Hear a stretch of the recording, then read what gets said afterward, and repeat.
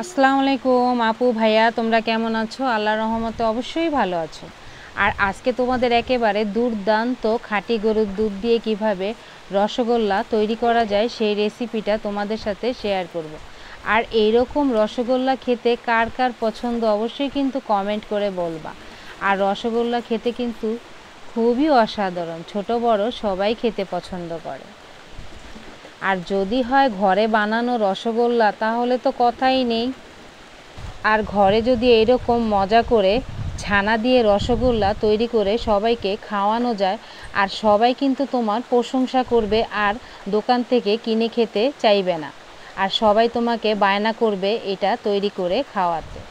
আর এরকম রসগোল্লা যারা এখনও বাসায় তৈরি করনি অবশ্যই কিন্তু বাসায় বানিয়ে খেয়ে দেখো, আসলে কিন্তু দোকানের মতোই স্বাদ। তাহলে চলো খুব সহজে কিভাবে দোকানের মতো এরকম মজা করে রসগোল্লা তৈরি করা যায় সেই রেসিপিটা তোমাদের সাথে শেয়ার করব।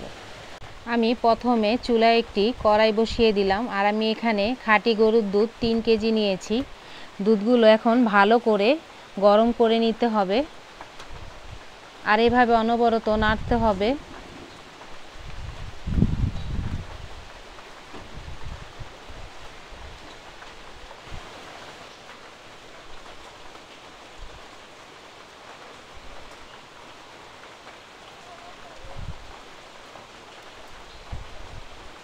আর আমি এখানে কোনো নর্মাল পানি ব্যবহার করিনি, খাঁটি গরুর দুধ দিয়ে ছানা কেটে নিতে হবে। দুধগুলো আমার গরম হয়ে গেছে।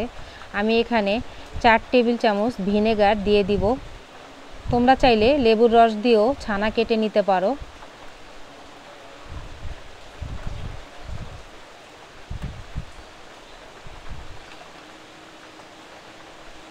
দুধের ছানাগুলো আমার হয়ে গেছে, এগুলো আমি একটি ছাঁকনি দিয়ে ভালো করে ছেঁকে নিব। আমি এখানে একটি পরিষ্কার কাপড়ে ছানাগুলো ছেঁকে নিচ্ছি।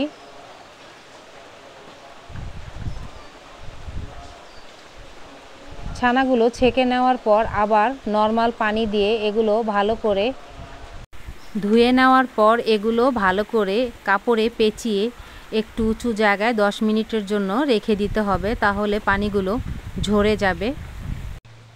রসগোল্লার জন্য প্রথমে পাতলা চিনির শিরা বানিয়ে নিতে হবে।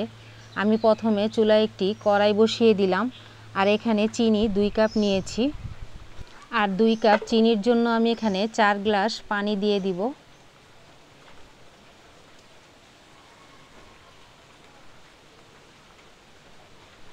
আমি এখানে একটা এলাচ দিয়ে দিব। পাতলা চিনির শিরাগুলো ভালো করে জাল দিয়ে নিতে হবে।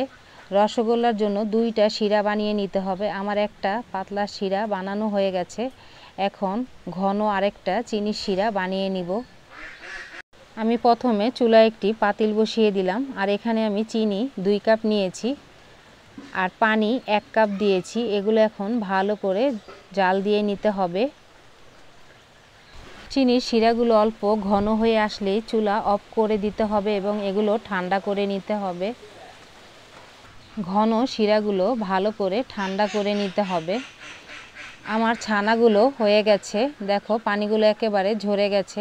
আমি এগুলো প্লেটে নিয়েছি। আমি এখানে 1 চিমটি লবণ দিয়ে দিব।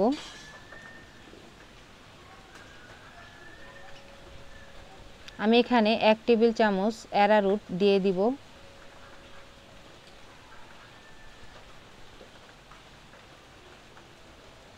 দেড় টেবিল চামচ ময়দা, হাফ টেবিল চামচ চিনি,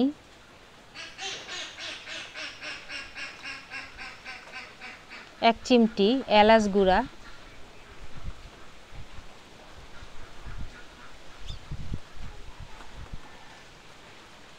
সবগুলো উপকরণ দেওয়ার পর এগুলো এখন হাতের তালু দিয়ে ভালো করে ছেনে নিতে হবে।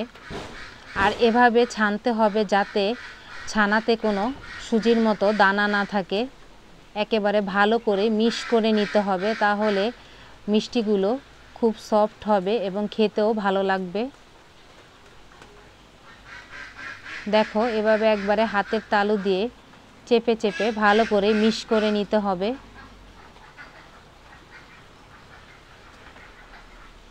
মিষ্টি পারফেক্টভাবে বানানোর সহজ পদ্ধতি হলো ছানাগুলো ভালো করে হাতের তালু দিয়ে মিশ করে নিতে হবে এবং প্রত্যেকটা উপকরণ ছানার সাথে যেন মিশে যায়, তাহলে তোমার মিষ্টিগুলো খুব ভালো হবে। রসগোল্লার জন্য ছানাগুলো আমার ভালো করে ছেনে নেওয়া হয়ে গেছে। এখন এগুলো ছোট ছোট করে গোল করে মিষ্টির মতো বানিয়ে নিতে হবে। আমি এখানে একটি প্লেট নিয়েছি, প্লেটে এভাবে গোল করে মিষ্টির মতো শেপ করে নিব। তোমরা চাইলে হাতের তালুতেও ভালো করে এভাবে গোল করে বানিয়ে নিতে পারো। প্রতিটা রসগোল্লা এভাবে গোল করে বানিয়ে নিতে হবে।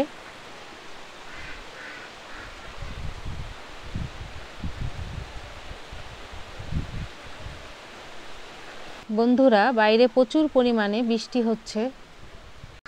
রসগোল্লাগুলো আমার বানানো হয়ে গেছে। দেখো, আমি প্রথমে যে পাতলা চিনির শিরা বানিয়ে নিয়েছি, এগুলোর মধ্যে এখন রসগোল্লা দিয়ে দিব।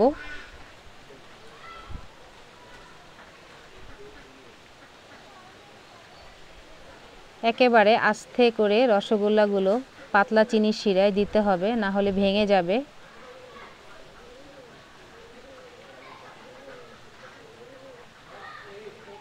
সবগুলো রসগোল্লা এভাবে দিয়ে দিতে হবে আর 5 মিনিট ভালো করে জাল দিতে হবে। 5 মিনিটের বেশি জাল দিলে রসগোল্লাগুলো ভেঙে যেতে পারে। আমি এগুলো ঢাকনা দিয়ে ঢেকে দিয়েছিলাম। ঢাকনা খুলে দেখে নিতে হবে। দেখো, প্রত্যেকটা রসগোল্লা ফুলেছে। এখন চুলা অফ করে দিতে হবে আর এই রসগোল্লাগুলো ঠান্ডা করে নিতে হবে।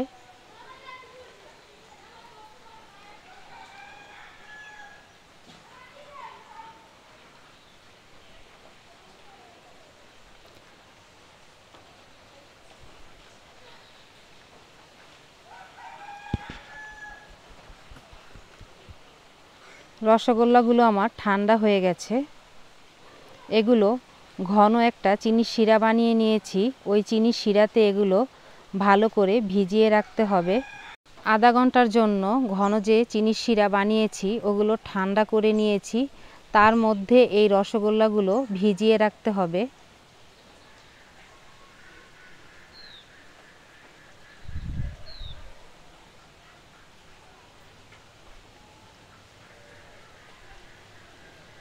রসগোল্লাগুলো ঘন চিনির শিরায় আধা ঘন্টা ভেজানোর পর আমি এগুলো একটি প্লেটে নিয়ে নিব আর উপরে আর একটু ঘন চিনির শিরা দিয়ে দিব। দেখো, মাশাআল্লাহ, দেখতে কত সুন্দর হয়েছে, খেতে তো সেই স্বাদ। কার কার এরকম রসগোল্লা পছন্দ অবশ্যই কমেন্ট করে বলবা। তোমাদের একটা রসগোল্লা কেটে দেখাই।